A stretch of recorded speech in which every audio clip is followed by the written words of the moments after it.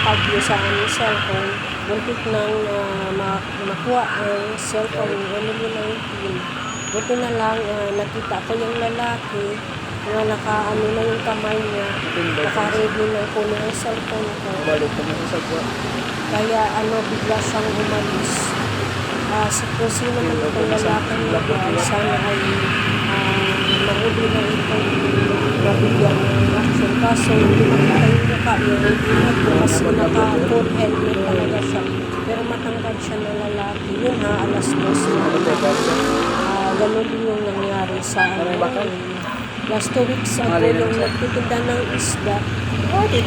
Natangay lahat ng pera niya at ang kanyang alahas. Kaya ingat tayong lahat. Nakalakat ng isa.